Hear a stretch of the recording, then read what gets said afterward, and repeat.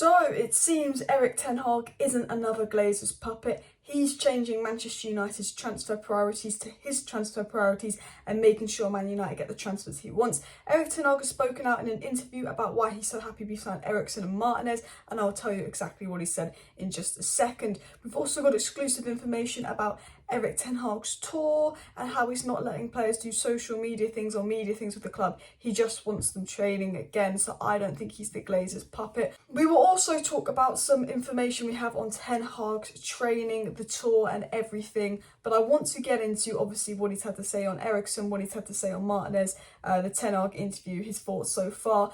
But I will be live tonight about 7 p.m. because there's reports about Ronaldo going to Atletico Madrid, Frankie de Jong staying and us going in for Mukiele. So make sure you subscribe for my live stream tonight while I cover the transfer news. But let's get into Erik ten Hag. So ten Hag was also asked about Eriksen today, and he spoke about signing Eriksen. He said he's very happy that Manchester United have signed Eriksen. Eriksen's a player he wants. He said he's a very experienced player. He played in countries abroad, Italy, Holland a long time. He's also played in England. He knows the Premier League. It's an absolute advantage to have him. You know, he was obviously absolutely fantastic at Spurs and Brentford. His best spells have come in the Premier League. He also said, I think Eriksen is a magnificent football player and I think the fans will enjoy watching him because he's creative, has ideas. I think especially our strikers will be happy, and that is something Erik ten Hag has come out and said. And I think Eriksen is a player that's really good on the eye, very aesthetically pleasing. I do like Bruno Fernandes, but he can be a bit of a stat padder, hero ball. Eriksen's more easy on the eye. I think he's got more tempo, more rhythm, would suit a more controlled system. He was absolutely brilliant at Brentford. I really enjoyed watching him play at Brentford, and Ivan Toney really looked a lot better when Eriksen came in. And I think, you know, right now, if I look at last season, did the strikers get much service? Yes, Ronaldo got 20 goals, but Ronaldo didn't get that much service. When you really think about it, you know, we didn't score loads of goals. We weren't creating a lot, and all our creation came through Bruno. And I think one of the reasons Bruno was so poor is because nothing was happening. I feel like Bruno felt like he had to make something happen. He would do hero ball, because no one else could do anything. Bruno had to make something happen out of nothing. But if you've got a creative player in a creative system and a good system being coached properly, I think we can create a lot more chances. And we were told by Laurie Whitwell very early on, 2 months ago, that Erik ten Hag's key is midfield. He wants 3 midfielders, Eriksen, de Jong and a defensive-minded midfielder, but he knows he has to settle with 2, and he's told Manchester United to do everything to get Eriksen and de Jong because they're crucial to his plans in controlling the midfield and adding a much-needed tempo and balance. And Laurie Whitwell said, not those exact words, but something along those lines, probably over a month ago now, probably even 2 months ago as well. Ten Hag also said about Christian Eriksen, the fact we've got him in our squad now tells us everything, because I think we were really selective. It was not the point to get players in, but the right players in. I'm really happy that we'll succeed with Christian Eriksen. And that is ten Hag saying that Manchester United, it's not about getting players in, it's about getting the right players in. I think in the past, United had just been like, let's just get this player in. Ollie, we can't give you this player, so we're going to get you this player because he's cheaper. Or actually, I know you want a midfielder, so we're just going to go sign one. Erik ten Hag's made it very clear that he wants the right players. And Erik ten Hag's made it very clear to United, it's thin in midfield, he wants the midfielder. Laurie Whitwell also said that Man United weren't thinking about getting a centre-back. Erik ten Hag made it very clear he wanted a centre-back in Martinez or Timber. But Erik ten Hag's talked about getting the right players in. He only wants United to go and get the right players. And he's absolutely right. We're absolutely backing the manager. If it wasn't for Erik ten Hag, we probably would have got Pau Torres, someone like Declan Rice or Calvin Phillips, and probably someone like Darwin Núñez, because they're very obvious names. Whereas Erik ten Hag was like, I want Lisandro Martinez. And Man United wouldn't be in for Lisandro Martinez if it wasn't for Erik ten Hag. You know, we wouldn't even be looking at him. But Erik ten Hag's made it very clear, he's like, I want Lisandro Martinez at United. And they're like, okay, we'll get you Lisandro Martinez. I want Christian Eriksen. We weren't even linked to Martinez and Eriksen before ten Hag came in. We weren't even linked to Malacia. Man United scouts probably didn't know who Malacia was before ten Hag came in. And yeah, we haven't done loads of business. Yeah, we haven't got de Jong in. Yeah, we still need a right back, another midfielder, a striker. I agree. I mean, there's also Anthony, which I don't think is going to happen. Every signing United have got in, I think, is the right signing because you're backing a manager. We need to do more signings. We need 3 more signings, a striker, a right back and de Jong, in my opinion. But every signing we're getting in is a player the manager wants. And in the past, the board had just gone and brought players. We were literally told that Woodward just went and got Ronaldo without consulting anyone. He was just like, oh, that's going to be a good commercial deal. Let's get Ronaldo. But ten Hag's made it clear that he only wants players he wants. He'd rather go without if he can't get the player he wants, because he knows what he wants to do with the squad. And all 3 players we signed are ten Hag signings. fully backing the manager, which I think is absolutely brilliant as well. Laurie Whitwell did say that Manchester United did not have centre-back high on their list of priorities when drawing up summer targets a few months ago, but Erik ten Hag's arrival changed the matters and raised Martinez to prominence. So United weren't even interested in getting a centre-back, and because we just got Varane, we had 80 million Maguire, and, Erik ten Hag watched a few games, went, no, we're getting a centre-back. United didn't want to get a centre-back. If it was United's transfer window, it would be midfielder, striker, and maybe another midfielder to replace Pogba, and they would have been our three signings.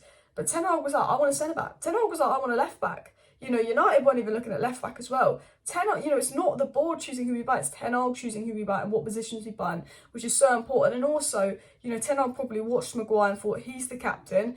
Varane's always injured. Lindelof's all right. I don't know about Bailly. He's good but inconsistent. No wonder he wanted a centre-back. Regarding Lisandro Martinez, Ten Hag said he's a warrior and the fans will admire his fighting and aggressive spirit. He said he brings aggressiveness into the game in a good way. He's very skillful, very good on the ball when he has a left foot. And for me, I think that's Ten Hag hinting at he's a good ball-playing centre-back. He's got the attitude and the fight that we need. But that's Ten Hag making it very clear he admires his left foot. And I think he's here to start as the left-footed centre-back because, as I've said multiple times, Ten Hag admires that balance at the back, and the fact that he's mentioned he's got a left foot, for me, is Ten Hag saying he's going to start. And I'm so glad we got a centre-back, and the good thing about Martinez is he's here to play left centre-back and add that much needed balance, but I guess he can play DM and left-back if needed as well. But we've got some really good information about the tour and stuff from Rob Dawson. Rob Dawson came out with this really kind of good article talking about Ten Hag's tour, what's different and all of that, and I really want to get into it because he said some really interesting things. He said that in traditional tours, the manager to hold the news press conferences after games would be Ten Hag, but Ten Hag explained to the club and staff that he would want to spend the next day not doing press conferences, not doing media stuff and actually training. This is what United need. Ten Hag is not bothered about the media, not bothered about social media. He doesn't want his players doing media and social media. He wants to be training the next day. Man United in the past is all about media, all about social media because it helps the club's interaction. But Ten Hag's a serious manager. He doesn't care about media, social media, PR. He wants to trade, and that influence is perfect for the squad because our squad last season cared way too much about social media, PR, looks. And I think Ten Hag's good influence there will hopefully rub off on the United squad. It was said that Ten Hag's message to his players and 120 tour party has been clear.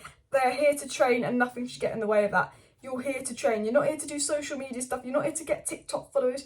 You're not here for PR. You're here to train. And that message is clear as day to the United players. And that is what they need. I think in the past, we've been a social media club. And that's not even because of the managers. It's because the people higher up push social media, PR, all of that. They want to get as much interactions and stuff. And Ten Hag actually just said to the board, no, we ain't doing that. We ain't doing that. We're here to train. So United are probably making a little bit less money because they're not doing all this extra things because we've got a serious manager that's like, I'm not going to tell you what to do. These are my players. I need them ready for the season. They had a crap season last year. They need to train more than ever. They are here to train. Absolutely brilliant. Rob Dawson also said that suggestions that players could be made available for media work before sessions have been not backed by Ten Hag, who has also been asked to keep abreast of everything the squad are doing from interviews to commercial work. Ten Hag stopping a lot of players doing media work before training. He wants them at training instead. He's stopping a lot of media stuff, which I think is good.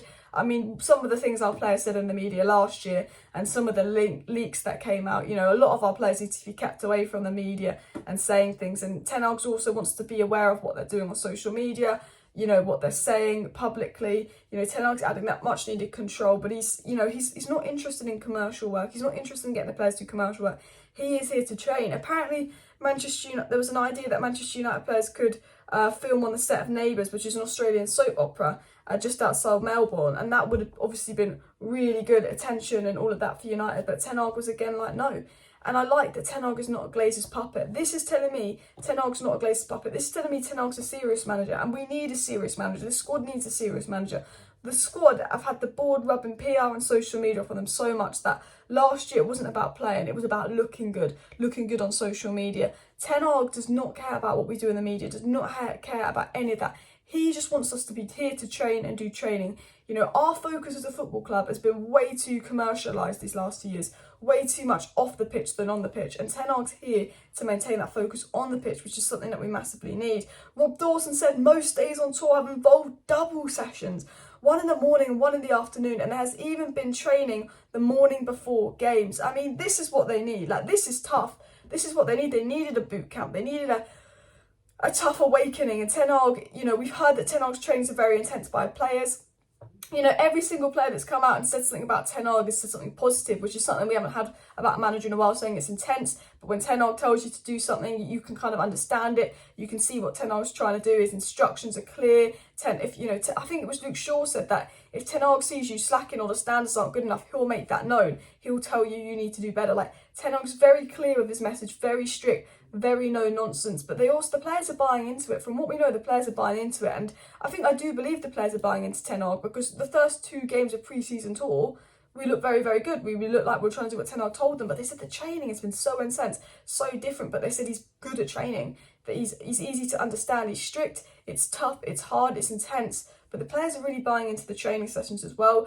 It was also said by Rob Dawson that Ten Hag's training drills all have the same purpose: sharp passing, purposeful movement, and pressure. And that Ten Hag is fully involved in training, stopping sessions if he sees something he doesn't like. Again, we've been told by players, Ten Hag very involved in the training. You know, Ollie would let other people do the training. Ten Hag's involved, he's watching, he's bossing around, he's having something to say. If the standards aren't good enough, he doesn't think someone's trying hard enough, he will let them know. You're not allowed to slack. You've got to work hard under Ten Hag. And I think last season we slacked a lot last season, but Ten Hag is there to just crunch down on the players. And, you know, Delo's saying Ten Hag's made it clear he wants this offensively, and, you know, Lindelof's, we've got to be good possession playing on the ball. De Gea's doing all these passing drills, and we saw in De Gea's first game, his distribution was massively improved. So the good thing I like about Ten Hag is he's not just a manager, he's a coach. He's actually coaching the players, he's involved in the training sessions.